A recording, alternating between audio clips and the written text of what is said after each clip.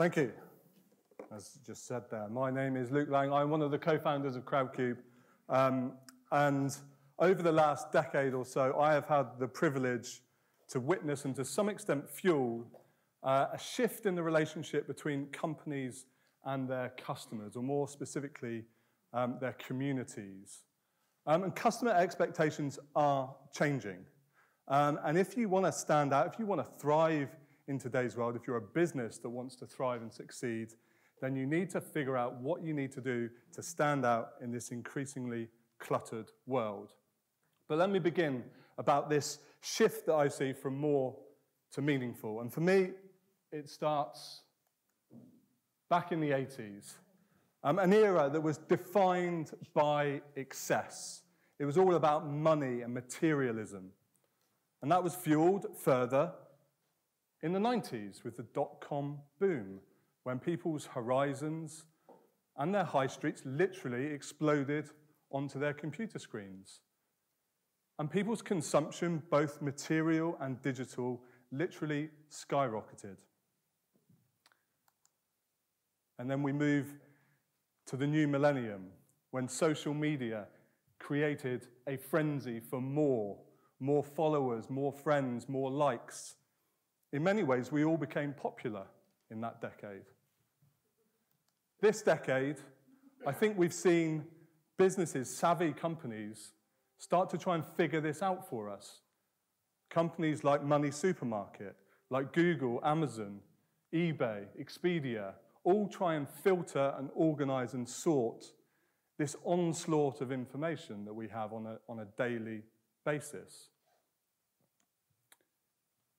And actually today, as we kind of stand at the dawn of a new decade, the 2020s, I think we're starting to see the birth of a new type of consumer, a more considered consumer, a consumer that's aware and conscious of the decisions that they make. This is possibly fueled by a greater awareness than ever for environmental issues, the rise of sustainability.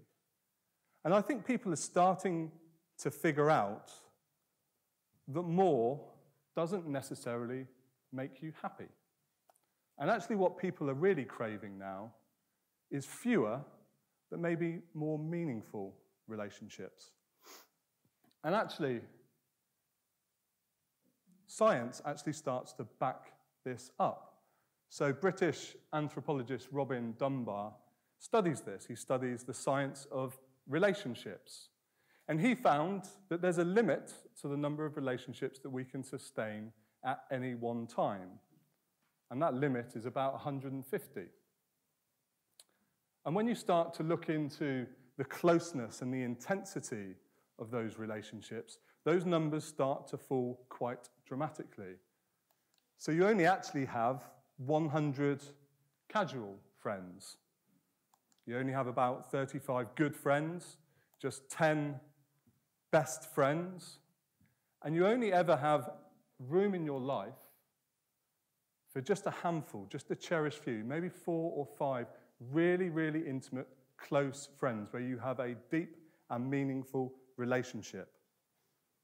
So although people think that they want more, the reality is that their physiology actually limits them to the number of relationships that you can actually, the number of meaningful relationships that you can sustain at any one time. Now, I think this has profound implications for businesses and brands. How many businesses really inspire you? How many businesses do you really, really believe in? How many businesses reflect your views and values in the world? How many businesses inspire new views and new values? I bet when you really think about it, it's just a handful, right? Just a cherished few. For me, these businesses stand out.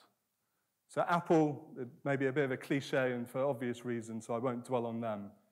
But Finisterre, for me, a fantastic clothing brand based down in Cornwall, a heritage in surfing, but they have a real passion for the environment and for sustainability.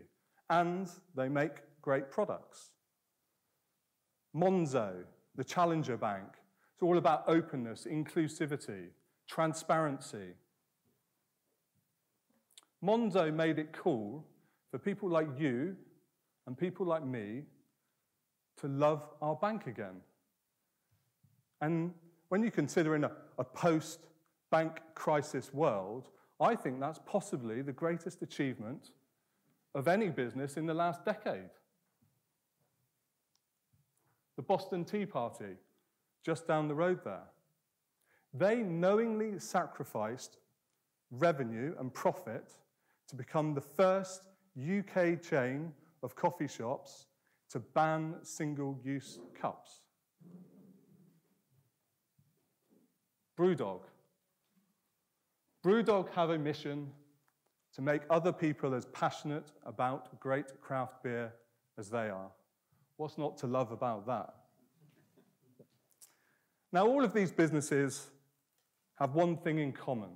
They all center themselves around something meaningful, and they seek to inspire their customers and their community. Now, for me, the best businesses, they understand this. They get this instinctively. You start with why. And Simon Sinek, there's a famous book and a famous TED Talk by Simon Sinek, where he says it's not what you do that matters, it's why you do it. Now, for me and for Darren, my co-founder, our why at Crowdcube was simple. We had a purpose to fuel the next generation of businesses so that they could go and leave their mark on the world, so that they could go on and make a difference.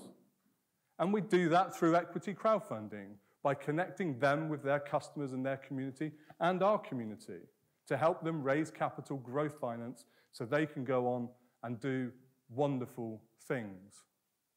But we also had a real passion for entrepreneurship and entrepreneurs. We love that courage.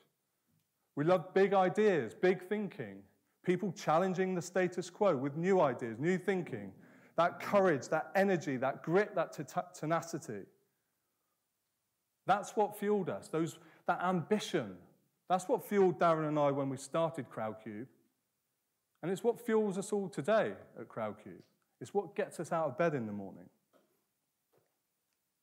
Now, starting with why, for me, is the cornerstone of what I call the belief economy. Brands and businesses that start with a purpose, a clear purpose, an authentic set of beliefs.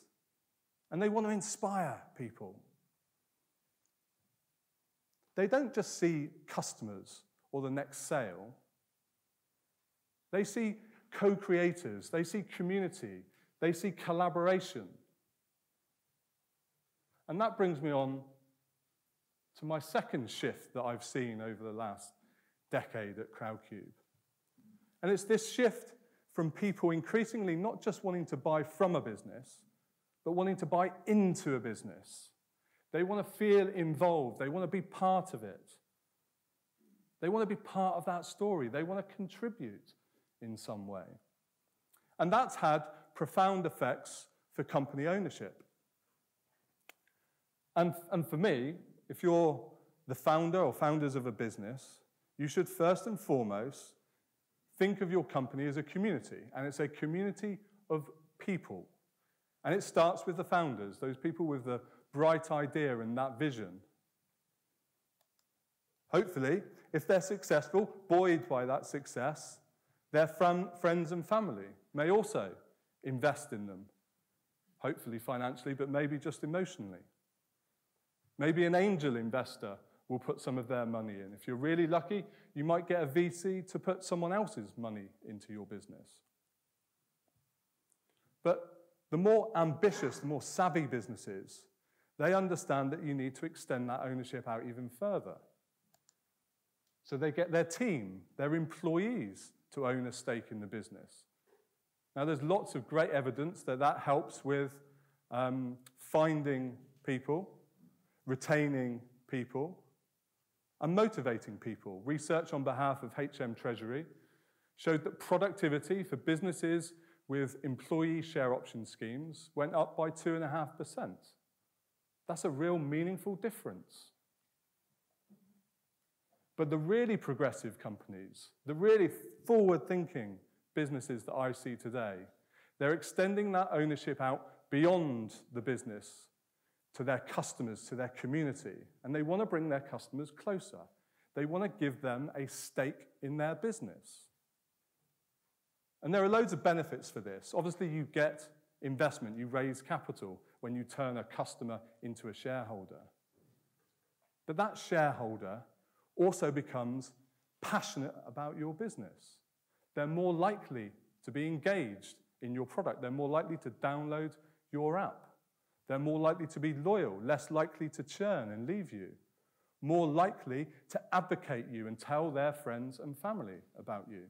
They're more likely to buy your products and more frequently. So there's huge commercial benefit to turning your supporters into shareholders. But I don't think that's why you should do it. You should do it because it creates an emotional connection between the company and its customer. You start to be one of those cherished few brands that they really, really believe in, that they really want to be a success.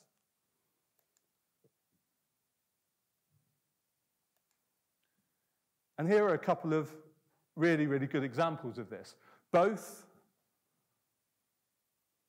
are unicorns. Both are worth between 1 and 2 billion pounds. So they're great British success stories. Both are funded on Crowdcube. Both are united with a deep sense and obsession with purpose and a real passion for their communities. Monzo, they really, really, really believe that community is the heart and soul of everything that they do. So it made complete sense to them to underscore that commitment by inviting their customers to become shareholders in Monzo. And when they did it, they loved them for it. In 2016, Monzo raised £1 million on Crowdcube in 96 seconds. 96 seconds. More recently, they raised £20 million from over 36,000 of their customers. Now, the capital is clearly really, really important, but it's not why they did it. They are a well-financed, well-backed business. They did it because they understand the power of turning their customers into shareholders, bringing their customers closer, getting them to really believe in their business. BrewDog. BrewDog didn't start with a business plan. They started with a mission to make other people as passionate about craft beer as they are. So it was a no-brainer to them to turn those hardcore fans, those people as passionate as they are, into shareholders, to let them have a stake in BrewDog. And when they decided to do it, they absolutely threw themselves into it. They nailed it. They made it part of their identity. They made it part of their brand, part of their culture. They put the fun into funding. They didn't call it a fundraise. They call it equity for punks. They don't call their investors shareholders. They call them punks, equity punks. Which brings me back around to the 80s and is my cue to start summing up. Now, I think Jeff Bezos said it brilliantly when he said, "We see our customers as invited guests to a party, and we are the hosts." Now, for me today, whether you are a startup or a scale-up, whether you're a challenger bank or a brewer, whether you are a foodie or a techie, the game has changed. And you need to figure out what you're going to do as a business to stand out. Now, whether you do that by creating a shared purpose that people can really believe in, or whether you do it through product innovation and getting your customers really involved in that process, whether you get it by turning your customers into shareholders with Crowdcube, whether you really focus on creating a tribe or a community, or whether you do all of the above and you take Jeff's advice literally and you throw a party. The background image on this slide is not a rock concert. It's a photo taken from BrewDog's AGM. Every year, they invite 120,000 of their shareholders, or punks, up to Aberdeen for an AGM or a party. These people do not look like your stereotypical investors, because they're not. These people really, really believe in BrewDog. They are passionate about their success. They really, really want BrewDog to succeed. And that is why I believe that people like this and the businesses that they back, they are the future. Thank you very much.